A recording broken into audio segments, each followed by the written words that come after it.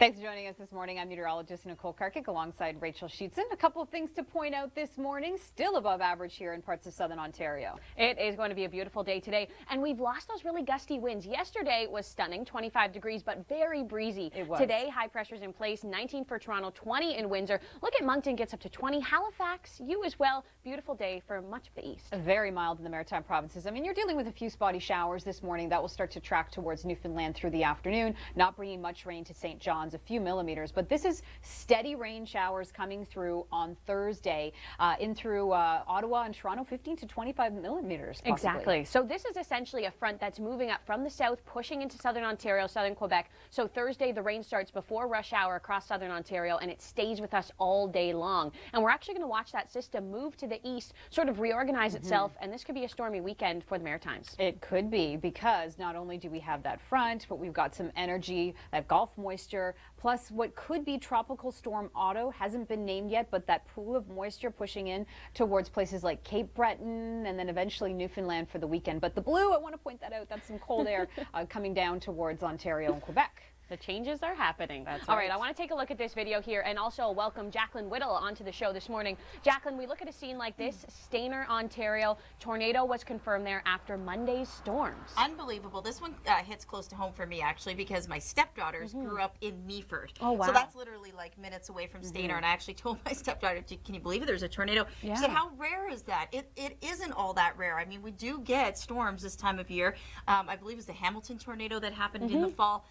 You know, it does happen, especially in Tornado Alley. And of course, we're promoting Storm Hunters that airs tonight, exactly. Outbreak 2. It's going to be a great episode. It certainly will. And Environment Canada is also investigating, by the way, the Collingwood area to see if possibly another tornado did touch down there on Monday. Okay, so some of the things that you can expect on the episode tonight, something I had never seen before this chase trip was, you can see this picture behind us. That's actually two tornadoes. You can see the one on the left is kind of a stovepipe shape. Wow. And then there's a little funnel down, or an actual tornado to the right. So that was a first. Here's more in our promo of Outbreak 2.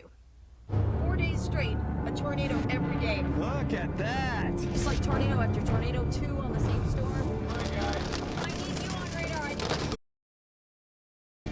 What do we need to do? Look at that. Oh my God. Yeah, Wow. so two tornadoes on the same storm. It's pretty wild. It's a great episode. For sure. Yeah. So you can watch that tonight right here on the Weather Network. That's right. So that will be 7 p.m. 7 p.m. Eastern. 10 p.m. Yep. And That's ask right. us some questions on Twitter. We'd love to hear from you. Don't miss it. We've got more episodes coming up, of course, with season 2 as it continues.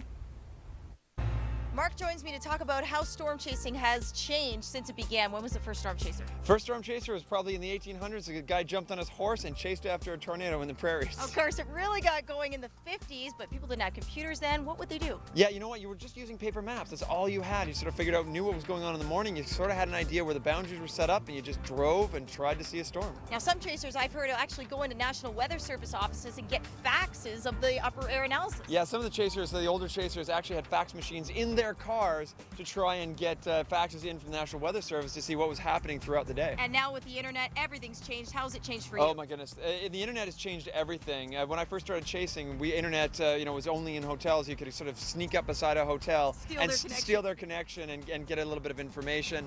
But once it got into cars, that changed the entire thing. Now we have real-time radar in the car, and that is incredible.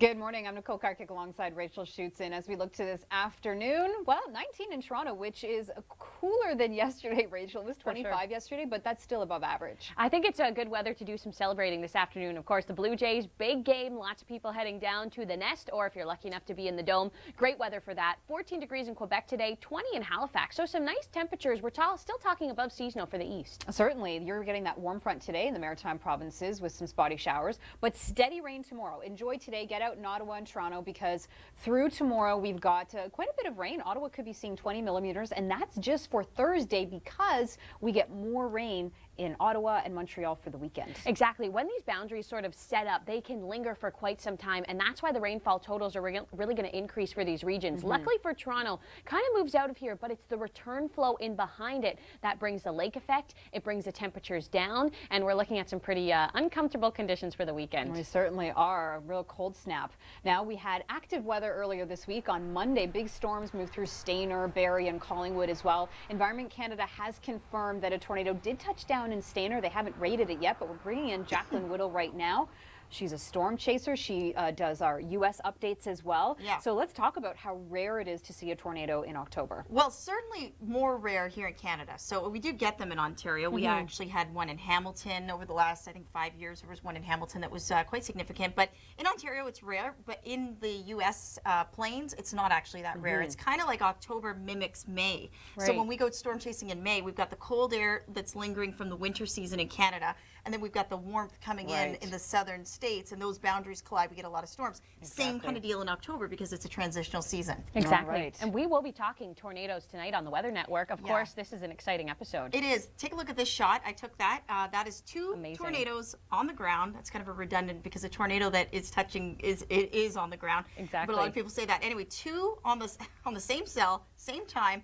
I couldn't believe it when I saw that, and you're going to get a taste of that in tonight's episode. It's Outbreak 2. Have a look. 4 days straight, a tornado every day. Look at that. It's like tornado after tornado, 2 on the same storm. My guys. I need you on radar. Go a little more. Go a little more. Be careful. What do we need to do? Look at that. Oh my God.